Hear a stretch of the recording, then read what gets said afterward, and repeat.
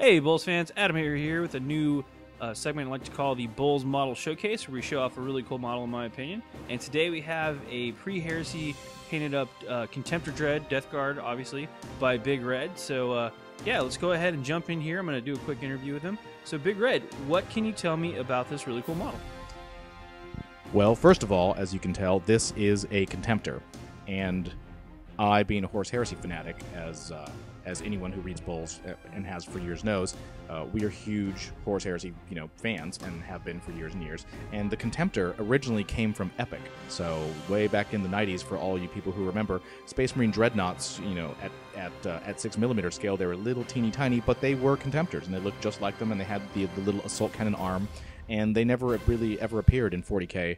And then the 40k Dreadnoughts went with kind of the expected box style of normal Dreadnoughts, and the Contemptor was just kind of this little footnote that was always forgotten.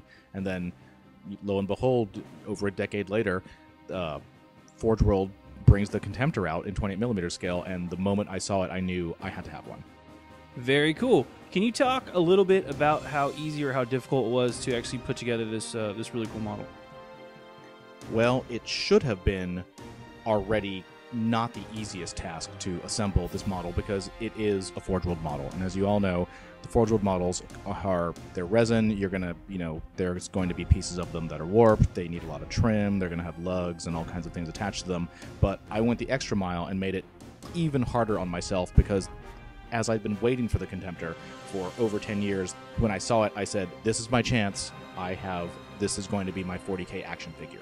So not only did we have to assemble the Contemptor, and it has a ton of pieces. As an example, probably one of the most, it doesn't look it in the image, but one of the hardest things to assemble is that Carry's assault cannon, because that Carry's assault cannon, each one of those barrels is its own separate piece. So you got to glue all those things together. You have to make sure they're all perfectly aligned. It has the under piece, it has the little piece that sits onto the actual end of it. So, and it just, it's just a bunch of little teeny tiny fiddly pieces, and they all have to be perfectly aligned. And when they glue, they all have to, everything has to stay perfect, or else it's going to look warped. Also, that power fist, each of those fingers is its own little piece, so you can totally kind of pose the fingers, and give it a lot of character.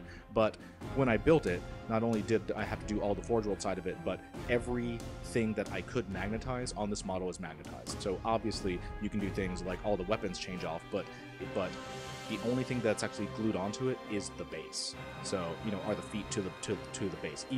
Even the head is magnetized and can turn in, deep in its little socket there. So I had a really, really fun time with it. Very cool. Can you talk real quickly about some of the painting techniques that you used to paint this bad boy? Sure thing. The entire miniature is painted using kind of my Death Guard technique, which is fully documented. There's articles on it on BoLS, and there'll be a link to it in the comments below. But basically, really, really quickly, how it's basically done is the entire model is painted white. Then the entire model is just almost dunked in a really, really dark, grimy wash, which really makes it look filthy. And then using a series of dry brushing layers, you dry brush that completely filthy model back up very carefully to the level of cleanliness that you want it. So it does have very, very small amounts of absolutely pure white on some of the edges, but as you can see, you can really, really get a lot of mileage out of precision dry brushing, if such a thing even exists.